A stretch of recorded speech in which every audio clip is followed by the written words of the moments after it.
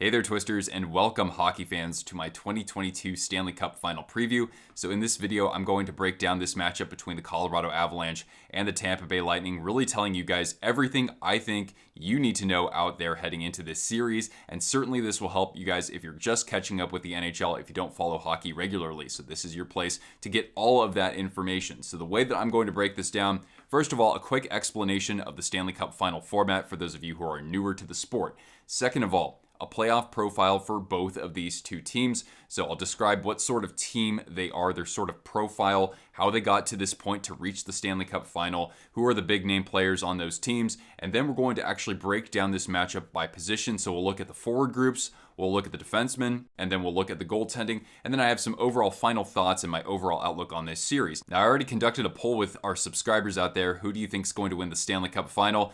And a pretty large majority think it's going to be the Avalanche. Maybe some wishful thinking there, as the Lightning are back-to-back champions already. But you guys let me know, especially if you're new, who do you think is going to win and why? And stick around because I'm doing live play-by-play for every day there's a playoff game. And for our Game 1 live stream on June 15th, I'm giving away a $50 Cool Hockey gift card, so you won't want to miss out on that. So make sure you're subscribed, hit the notification bell down below, and then that way maybe you could save $50 on a great Adidas Authentic NHL jersey. All right, first thing.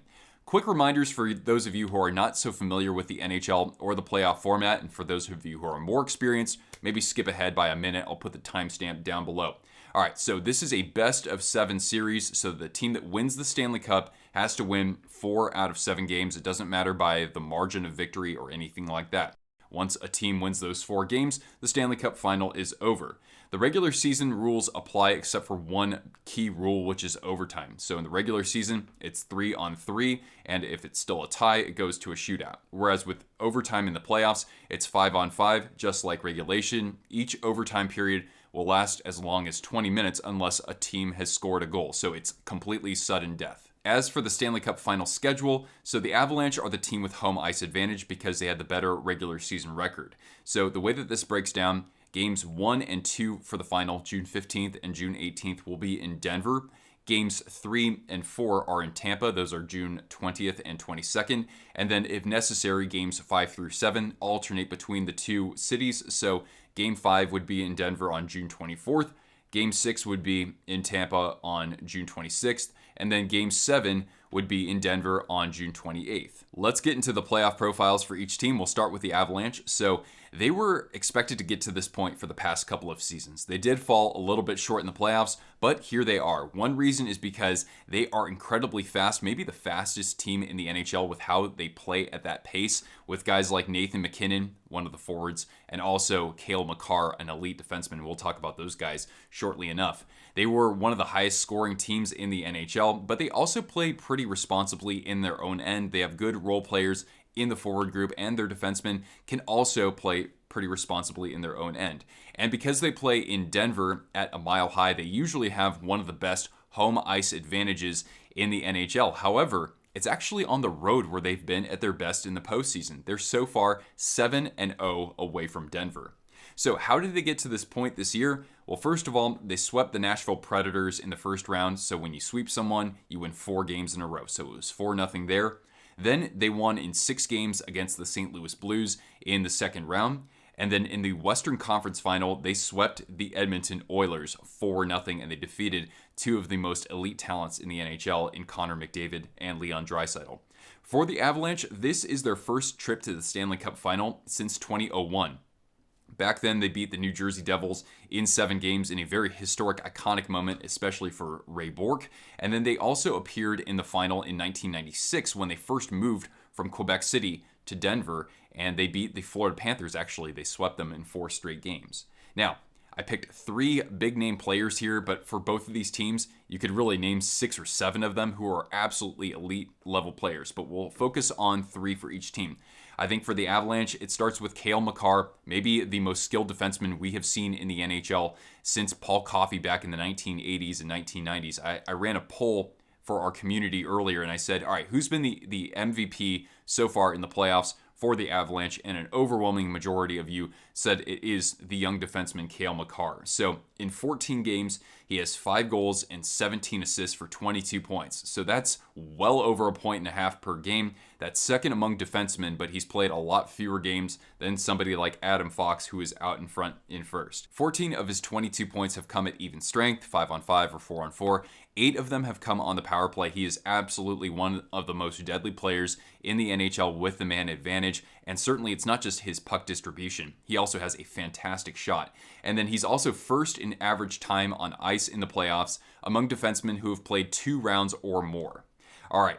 The elite forward for the Colorado Avalanche, above all, has to be Nathan McKinnon, number 29 out there. Certainly one of the fastest skaters in the NHL. When he just moves the puck from his own zone in transition, you can really tell it's Nathan McKinnon just based on his body language, based on his drive. He's able to play the puck very well from the point of the offensive zone or take it around the net as well.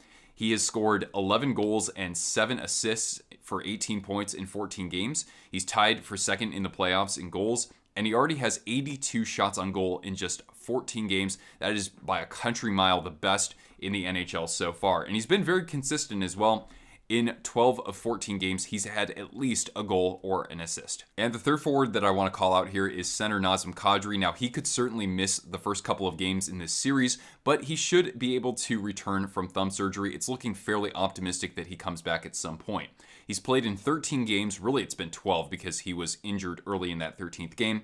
And he has 6 goals, 8 assists for 14 points. He plays on that second line, so not with Nathan McKinnon, but just underneath him. And he's been excellent, and he's been very disciplined. Here's a guy who has kind of cost his team games or even series in the past by throwing some bad hits out there. But in this case, he's only taken 3 penalties in those 12 and a half games. So certainly he is a factor in all 3 zones. And yeah, I know that there's controversy around Kadri, but at the end of the day, he's really helped his team a lot when he's out on the ice. Now let's profile the Tampa Bay Lightning. So they are the 2-time Stanley Cup defending champions. They're trying to become the first NHL franchise to have a three-peat since the New York Islanders back in 1983 when they won 4 Stanley Cups in a row. So this would solidify the Lightning as a dynasty. They have arguably the best goaltender in the NHL in Andre Vasilevskiy. Certainly, I think that he's the best postseason goaltender that we've seen maybe all time, or at least in a very, very long time. But in front of him as well, it's the defense and the forwards. When they have to play defense, they are fantastic. They can really suffocate attackers out there in 5-on-5 situations. And they can really win in just about any situation out there. So they can win at home, on the road. They can win when their backs are against the wall. They can sweep teams in the playoffs. It doesn't really matter if a player is injured, especially when we talk about somebody like Braden Point or Steven Stamkos. They have had so much success rallying around that sort of thing and just getting players further down the lineup to really step up in the absences of certain key players out there. How did the Lightning get to the Stanley Cup Final again? So first of all, in the first round, they defeated the Toronto Maple Leafs in 7 games. They trailed 3-2 and barely got by Toronto. Then they swept the Florida Panthers, who had the best regular season record in the NHL. So they won in 4 games against their in-state rival. And then in the Eastern Conference Final, they lost the first 2 games against the New York Rangers, but then they rattled off 4 straight victories. This is Tampa's 5th trip to the Stanley Cup Final. Their first trip was in 2004 when they won against the Calgary Flames in 7 games. And then 11 years later, they got back to the final, but they lost to the arguable dynasty Chicago Blackhawks. But some of those players are actually still on the roster 7 years later. They have matured. A lot of them are going to be Hall of Famers, I would think. And then they've won, of course, the last 2 Stanley Cup Finals in 2020 when they beat the Dallas Stars, and then 2021 against the very surprising Montreal Canadiens. But I think the Avalanche are probably going to be the biggest test that they faced so far in the Stanley Cup Final, maybe even dating back to 2015. Now for the 3 big-name players for Tampa, it starts in goal with Andre Vasilevskiy. So 17 games played in the playoffs, .927 save percentage, 2.28 goals against, just rock solid. He also has a shutout against the Panthers in Game 4. He won the Conn Smythe last year as the playoffs MVP, and his last 8 series clinching games, so when they're gonna, when they actually have a chance to win a series, he has 6 shutouts in those last 8 games. Actually, he gave up 1 goal against the Rangers most recently, but even so, somebody in one of our live streams had pointed out that his goals against average in those 8 games is like 0.25, and that his save percentage was like at least over 960. I don't think there's ever been a goaltender to post those kinds of numbers in that sort of situation. Then if I had to pick a forward, I know I could pick Stamkos, I could pick Point. We'll talk about those guys plenty, but it's got to be Nikita Kucherov because this guy has by far and away led the team in scoring so far. 17 games played, 7 goals, 16 assists for 23 points. He has 5 goals and 5 assists on the power play. Absolutely deadly with the man advantage, a great distributor, a very strong shot as well. A little indecisive at times. I have kind of criticized him for doing that, but even so, is there anybody more deadly in the playoffs when it comes to distributing the puck on the power play? At the forward position, maybe not. Maybe it really is him. And then lastly, Victor Hedman, the best defenseman on the Tampa Bay Lightning, and probably the best all-around defenseman in the NHL still. Mccarr, as I mentioned earlier, the most skilled, especially with the puck and on offense and in transition. But Hedman can get it done in all 3 zones exceptionally well, especially in his own end. So in 5-on-5 situations, Andrei Vasilevskiy has a .941 save percentage when Victor Hedman is on the ice.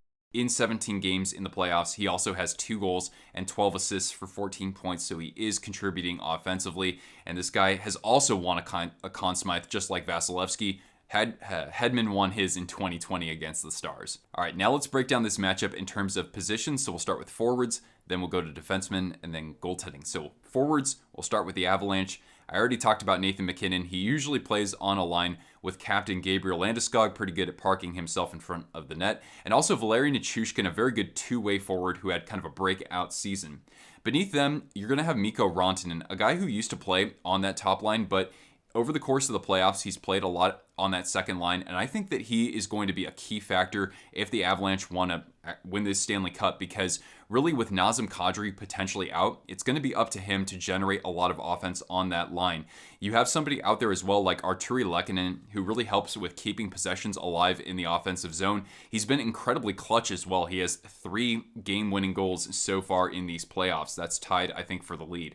But the Avalanche also have some good contributors, especially some defensive specialists up and down the lineup. Plenty of speed out there as well. They can attack you faster than just about any other team in the NHL. So I'm talking about guys like JT Compher, who at times has been absolutely clutch for the Avalanche. Even guys like Darren Helm, who can be physical and yet utilize their speed to really pressure opponents out there. So good role players in terms of getting contributions defensively and also some offensively. Guys like Logan O'Connor, I think, are also prone to scoring a big goal in a moment like this as well. Now, as for Tampa, they are a little bit differently built from Colorado. Colorado has been kind of balancing their lines a little bit better in the postseason, but with Tampa, you really notice it when you get to the second line, maybe not so much the top line, that they have fantastic defensive specialists there. So guys like Alex Killorn and Anthony Cirelli have been ice cold in terms of getting on the board in these playoffs, but they've been playing very well defensively. Above them, though, you have Steven Stamkos and Nikita Kucherov, just elite level players in the NHL, certainly Hall of Fame caliber players as well. Stamkos has been doing more than just scoring goals out there too. He's been laying hits and blocking shots, so he's doing excellent out there. You also have Brayden Point. That is a key factor for the Lightning if they want to, I think, be able to win more games offensively, because Point is just a monster in the playoffs. He's able to put up goals and chip in and make plays as well. So he's somebody who I think could be back for game 1. That's going to, that narrative is going to evolve a little bit as we get into game 1 or even game 2. But certainly he is a Conn Smythe worthy player in his own right, I would say, just based on what he's done in the playoffs before that. But really with Tampa, they have done a tremendous job with kind of reinventing themselves in the bottom 6, especially with that third line, because they acquired guys like Brandon Hagel and Nick Paul at the trade deadline, guys that not too many of us knew all that much about, but they've been able to contribute quite a bit as well.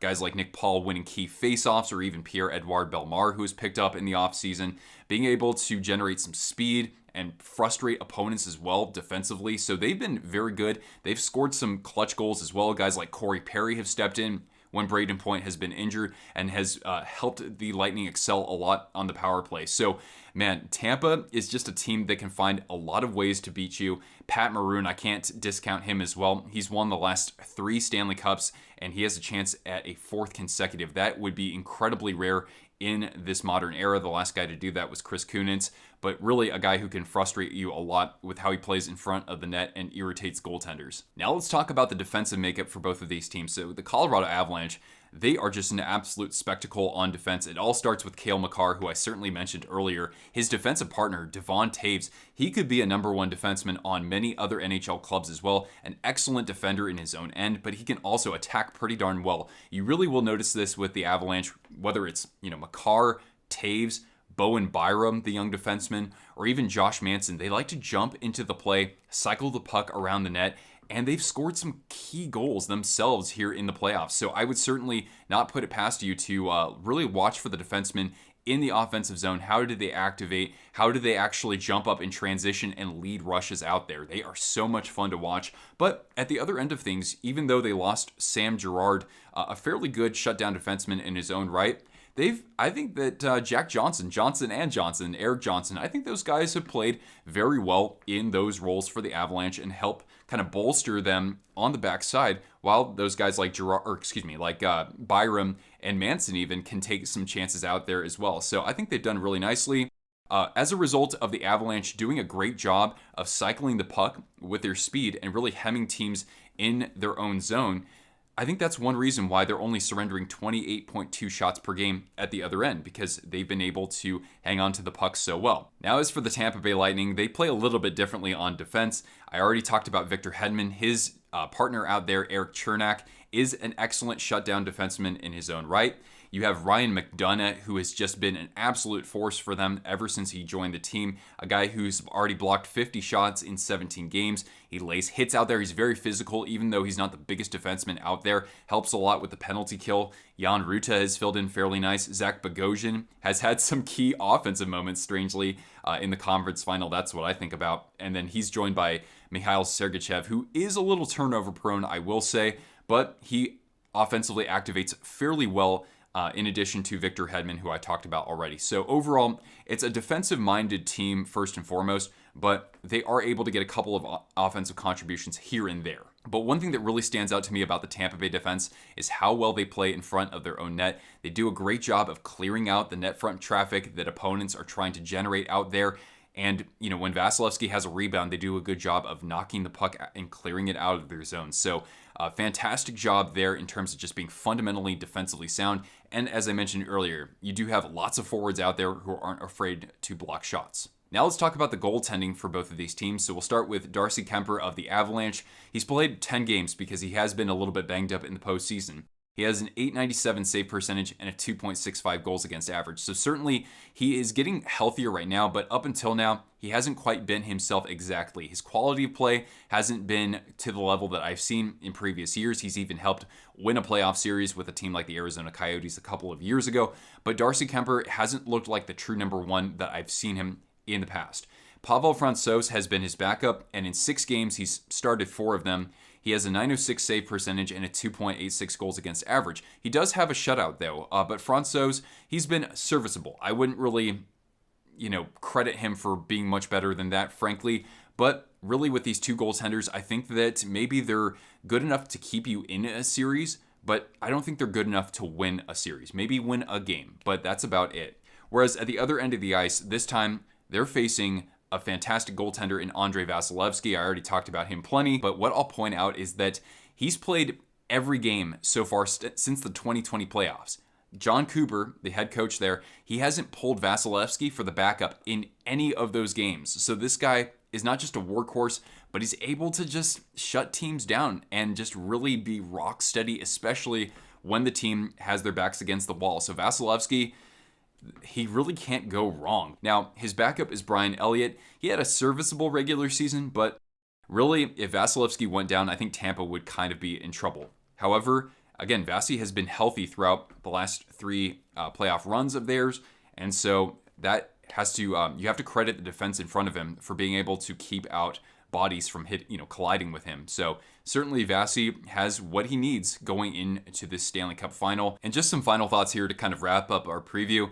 One subscriber said this is really the unstoppable force against the immovable object. So it's the speedy, relentless attack, the cycling of the Colorado Avalanche from both the forwards and the defensemen. It's one real distinct style of play, versus the Tampa Bay Lightning, the suffocating defense, just frustrating you in terms of not being able to get off many quality shots, the way they're able to block shots and contain attackers around the net. So who is going to control the pace of play in this game? Is that going to vary based on who has home ice advantage, for example? The Avalanche are interesting because every time they open a series at home, the first game, they always come out high flying, they score a ton of goals, or they dominate the possession. So that's maybe what we could get here in game one. But then again, the Tampa Bay Lightning have been able to really adjust to their opponent as the series has gone on and defensively play better down the stretch. So I'm very intrigued to see this particular matchup. Now, one other point that I want to make here is that the Avalanche, so far, these are the goaltenders that they've faced in the playoffs. David Rittich, Connor Ingram, Jordan Binnington, Ville Husso, Mike Smith, Miko Ronton. Those aren't exactly Vezina caliber goaltenders at all. So really, in this case, they're facing the best goaltender in the world, arguably and historically just one of the greatest that we've seen in the last couple of decades. So will they be able to penetrate the Tampa defense and get to Vasilevskiy? Can they get in his face? Can they wear down the defenseman with their ability to cycle the puck around the net? So that is a certainly huge factor going into this. And as I mentioned earlier, the Lightning have already stopped two of the NHL's best offenses. And yet you also have to credit the Avalanche because they did shut down a couple of good offenses in their own right. They shut down the St. Louis Blues, who had 9 goal scorers in the regular season, and they just won against Connor McDavid and Leon Draisaitl, actually sweeping that team in 4 games. But the Tampa Bay Lightning are a deep team for different reasons, just the way that certain players are able to elevate their play, even though they might not have been that sort of role in the regular season. So certainly that's the dynamic to really watch out for. Injuries are also a factor in just about any playoff series, and here this is no exception. So really do keep an eye on the latest in terms of Brayden Point coming back for the Lightning, and Nazim Kadri, and even Andrew Cogliano returning for the Colorado Avalanche, because those guys have certainly been X factors in the postseason before. Kadri for better and for worse, but certainly things are trending in a better direction for him. And for Brayden Point, a guy who again has filled in even when Steven Stamkos was out for the 2020 playoffs. Point came in there, he scored 14 goals and 19 assists in 23 games. So this guy can absolutely be the cream of the crop in terms of playoff performers out there. So anyway, guys, what are your thoughts on the Stanley Cup Final? Let me know in the comments below. Now, if I were to make my prediction here, my heart is cheering for the Avalanche. It is. I would like to see somebody dethrone Tampa, not because I don't like Tampa. It's just that I like a little bit of parity. And usually I root for the team that's based in the West because I am in the West myself.